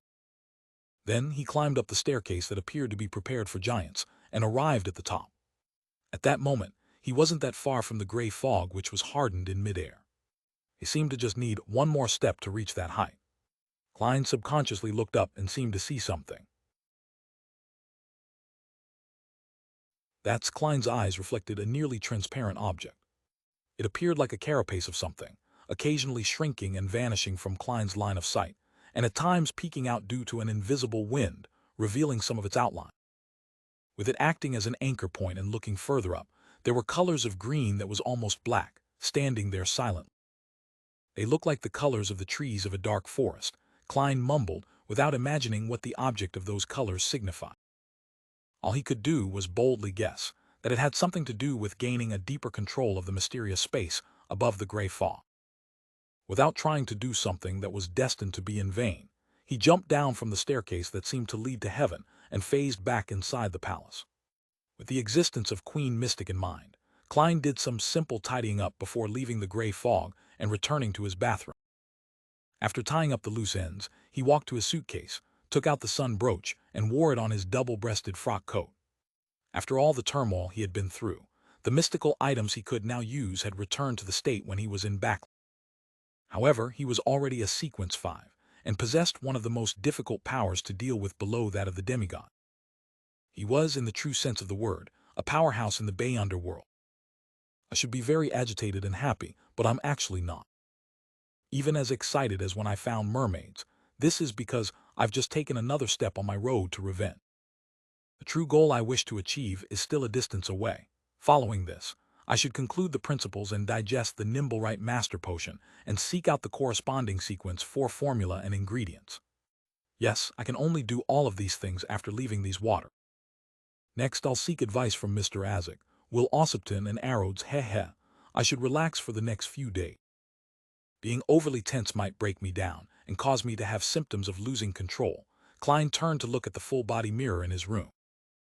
Looking at his 1.8-meter tall build, black hair and brown eyes, with a thin face and cut features, dressed in a white shirt, a suit with a bow tie, and a top hat that was matched with the pale gold sunbird brooch. He wore a calm expression with a deep, dark gaze. After looking at this in silence, he raised his hands and adjusted the buttons at his cuffs and patted his black suit. Lightning streaked across the sky, illuminating the stacked, dark buildings ahead. Demon Hunter Colin Iliad, with 2 swords on his back, pointed ahead and said, "That's Afternoon Town." He combed his grizzled hair that was flying about in the wind that swept through the wilderness. "That's fast." With his axe of hurricane in hand, Derek sighed wistfully in surprise. He soon realized that it was reasonable. This was because the Giant King's court was located somewhere near the City of Silver. Afternoon Town was the intersecting point that connected both nodes. With the lightning that illuminated the night sky, he clearly saw Afternoon Town in its entirety. It was built at the foot of a mountain and was naturally split into upper and lower levels. Instead of calling it a town, it wasn't much smaller than most of the ruins the City of Silver found. Here, the gray stones were stacked into different buildings. Some were entirely emptied out, nearing 10 meters. Some were similar to the residence Derek currently resided in. It was short as though any normal person would hit their heads onto the ceiling. These buildings were arranged close together before spreading out. Some of them had collapsed, while a number remained standing despite showing signs of age and tear. It's completely different from what's described in the textbooks. Derek suddenly recalled the knowledge he had learned from his history lesson. According to the City of Silver's records, Afternoon Town was the door that separated reality from myth. It was a place where humans and giants lived together. There was day and night here, but most of the day was in a noon state. Regardless of the fog, storms, or snow, none of them were able to blot out the strong sunlight. But at this moment, it was dark and heavy. Even if the area was illuminated by light, it lacked a sense of brightness, and there was no signs of light. Clenching his axe tightly, Derek, whose eyes had two miniature suns, was on the flanks of the exploration team. He followed Chief Colin into Afternoon Town. This area had been cleared once on the first exploration. The streets were covered with signs of rotting flesh and dry pus. It was completely silent. Be careful. There are many strange monsters lurking in the darkness. Colin Iliad, with his scarred face, didn't let down his guard. He drew one of his dual swords as the silver light on his sword converged. This is the mythical door. When the Creator abandoned this piece of land, even the myths were abandoned. Derek couldn't help but imagine what Afternoon Town had experienced during the cataclysm. He instinctively felt that it was probably different from the Kingdom of Silver. Before he could carefully observe his surroundings in search of possible clues, he suddenly heard a teammate on the other flank anxiously cry out, "There's something." Derek turned his head and saw a transparent face growing out of the wall of a 10-meter-tall stone building. The face was filled with countless cracks. With great regularity, they spiraled around the center, forming a single eye or mouth that resembled a vortex. The hurricane within the vortex was corporeal as it spewed out with a howl. The dawn-like light from within was dense, as though they were arrows of light. Bam! Bam! Bam! They struck a few members of the exploration team, but they seemed to strike thick city wall. All they produced was dull and closely spaced out thuds before disappearing into the dark environment. At some point in time, City of Silver Chief Colin Iliad was genuflecting. He stabbed the silver sword in his hand into the rotting gray ground. He had provided the front row with the strongest protection. At the same time, the other members of the exploration team methodically unleashed their attacks. Hurricanes of light and scarlet fireballs struck the monster. Right on the heels of that, the holy light that Derek summoned had landed on the vortex that resembled a single eye. Midst the explosive boom, the boulder, which was originally covered in cracks, collapsed. A transparent face screamed as it vaporized. Although the battle was simple, Derek didn't feel happy at all. He had heard Mr. Hanged Man and Miss Justice discuss cases of Beyonder fight. Matching it with the experience the City of Silver had accumulated from resisting all kinds of monsters from the darkness, he worriedly discovered that the City of Silver had a limited number of pathways. Those who were not demigods lacked effective means of control, and the situation from before proved this point. Thankfully, there are sealed artifacts that are formed when monsters die to make up for this, Derek silently thought as he heard the chief instruct, "Move according to plan. 3 to 4 people a group. Search and clear the different areas." "Yes, Chief." The exploration team members were mostly rich in experience. They soon formed their groups. Derek's group consisted of 3 people. Apart from him, there was Joshua and Haim, who had been to the abandoned temple with him before. The former was a Sequence 7 weapon master, and he had a mystical glove that could control fire. The latter was a recently advanced Sequence 6 Dawn Paladin. He was tall and reached a height of 2.3 meters. The City of Silver, which had warriors, also known as the Giant Pathway, as the main force, had an average height of 1.8 meters, including children above the age of 6. Even if the Beyonder characteristics were inherited, the normal genes that were modified had accumulated with each generation. Although Derek wasn't old, he was nearly 1.8 meters tall and still had room to grow.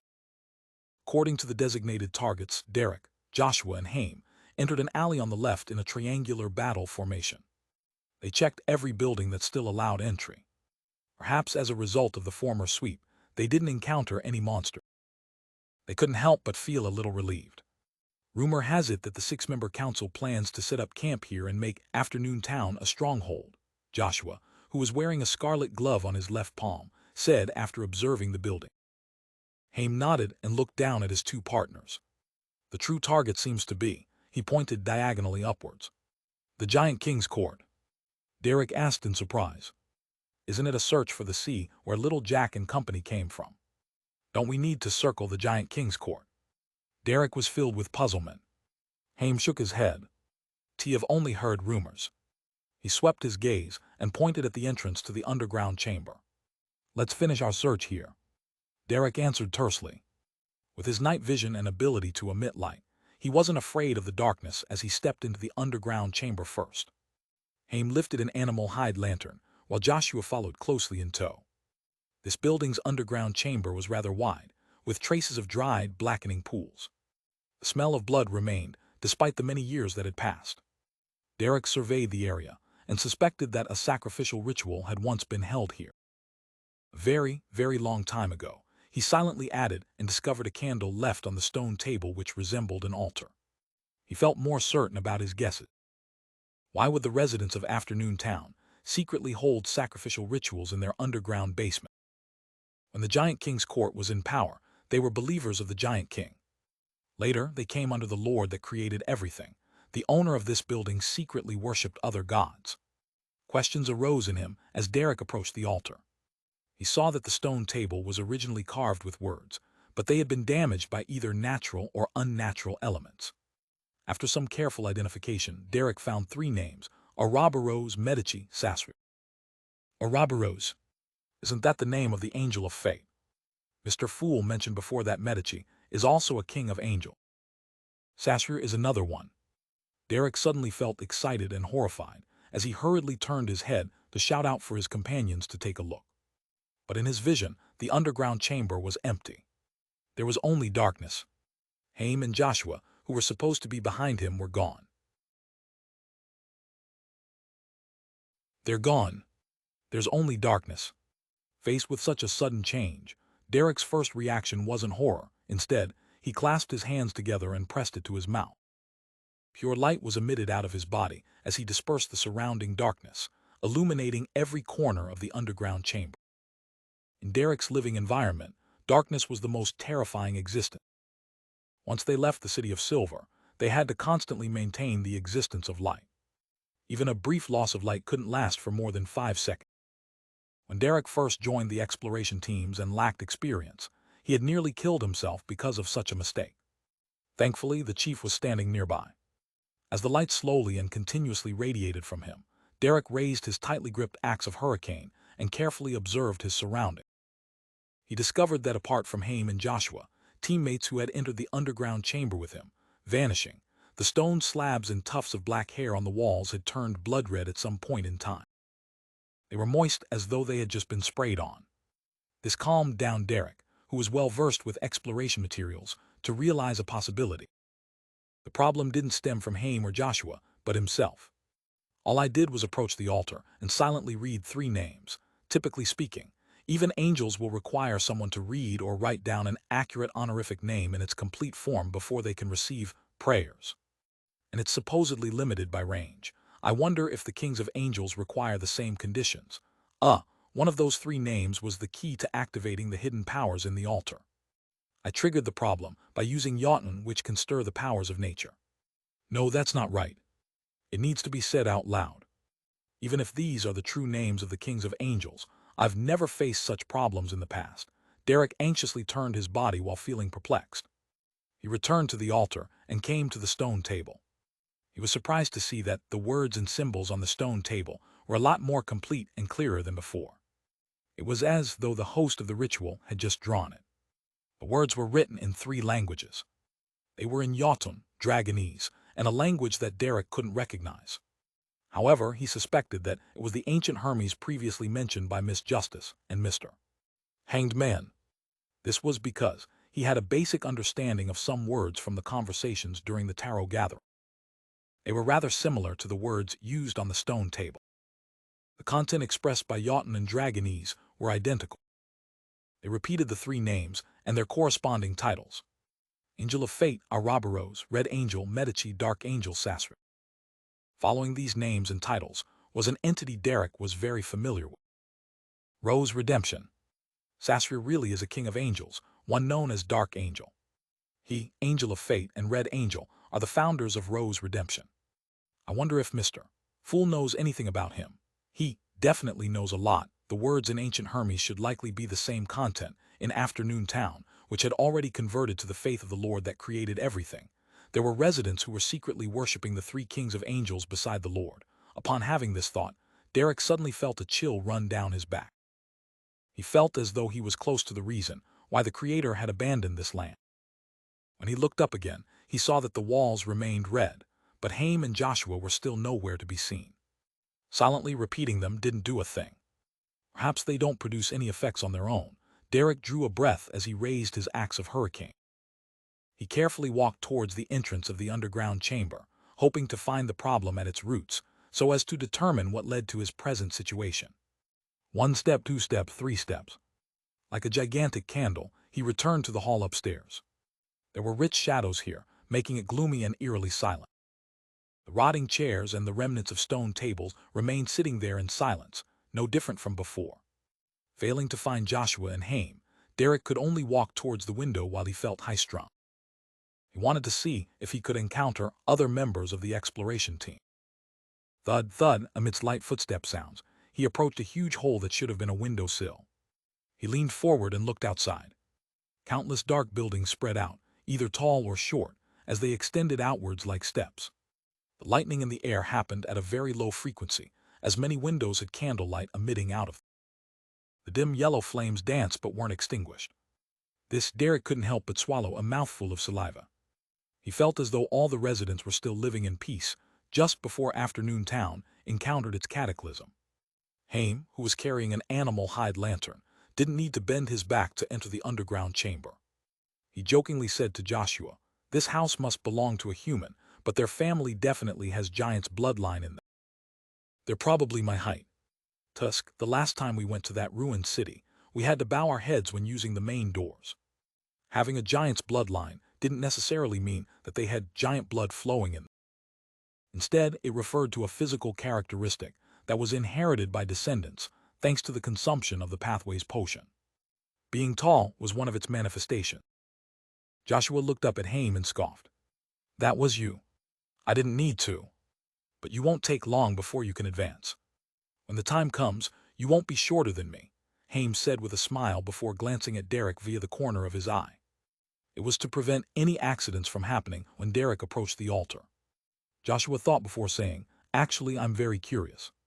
Chief is a Sequence 4 demon hunter. He should be like an ordinary giant with a height of 3 to 4 meters.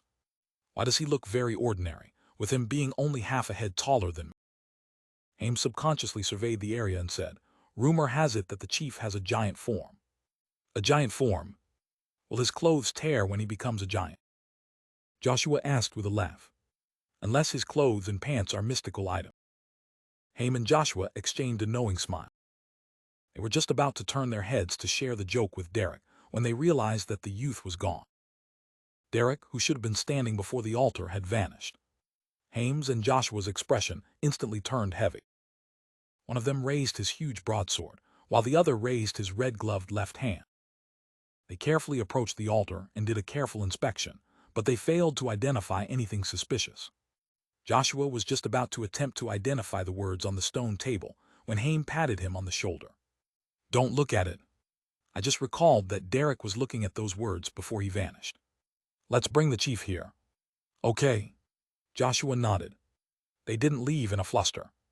They surveyed the surroundings before one of them rubbed his index finger with his middle finger to light the remaining candle on the altar. This was to protect Derek so as to prevent him from falling into true darkness. In the past, the exploration teams of the City of Silver had similar encounters in the ruined city. A teammate might appear to have suddenly vanished, but they had actually been concealed by some kind of power. He stood in his original location, but with his teammates eager to seek help, they would leave the area with their lantern. Hence, the poor bastard would be devoured by the true darkness, never to be found again. If it wasn't for another teammate finding themselves in another similar situation and having been rescued on the spot, the others wouldn't have known the actual reason for the previous person's death. With the candle lit, the dim yellow light spread outwards. Haim and Joshua immediately left and arrived at the alley, where they released a spirituality signal that everyone carried. They didn't wait too long for Colin Iliad, who had jumped off from the roof of another building before landing firmly. "What happened?" the demon hunter asked in a deep voice. The silver sword in his hand was already covered with a layer of light gray oil. Haim immediately recounted what had happened. Finally, he said, "We didn't discover the reason for Derek's disappearance." Colin nodded in thought, walked past them, and headed straight into the corresponding building. Despite the candles alight outside and the warm yellow color, Derek felt as though he had fallen into a frozen abyss.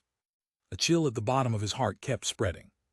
He clenched the axe of Hurricane with his right hand and retracted his gaze from the town. He turned to return to the underground chamber and stood in front of the altar again. He had already determined that he was the one with the problem. However, he didn't have the urge to explore the strange afternoon town. He didn't even dare open the door. Derek wasn't nervous, nor did he show any obvious signs of flusterness. This was because he didn't believe that he had encountered something severe. As long as it's not an immediate threat, it's nothing severe. Derek took a silent breath, bowed his head, and reverently whispered, "The fool that doesn't belong to this era." The mysterious ruler above the gray fog. The king of yellow and black who wields good luck. Klein, who had been admiring the scenery of the battlefield of the gods, had no choice but to enter the bathroom, set up the disruptive items, and take 4 steps counterclockwise to head above the gray fog. He sat at the high-backed chair at the end of the long bronze table. He stretched out his right hand and emanated his spirituality, touching the crimson star which represented Little Sun. Suddenly, the prayers turned abnormally clear, as the corresponding scene appeared before Klein's eye. He first saw the still hazy Little Sun, before discovering that the environment around him was abnormal. Swirling around the sun was an unspeakable darkness, and in the darkness there were eyes of different shapes silently watching him. The eyes were densely packed and hidden in the darkness. They were like unwelcomed observers, which Little Sun hadn't noticed at all. Afternoon town is that dangerous. Klein was very aware of what Dear Sun was up to lately. He thought for a moment, and instinctively believed that the darkness was extremely strange and surreal. Therefore, he abandoned the option of using the Sea God Scepter to respond to Little Sun. Instead, he switched to pulling him up above the gray fog. Klein extended his spirituality, but he felt as though the crimson star seemed to be in a quagmire, making it rather difficult for him to pull him over. Which king of angels has he crossed this time? With a thought, Klein made the mysterious space, and the gray fog beneath him produced ripples. After advancing to sequence 5, he could stir some of the powers above the gray fog, without the use of the Black Emperor card and the corresponding rituals. Silently, Klein easily completed transporting Derek, as his figure appeared on the high-backed chair belonging to him.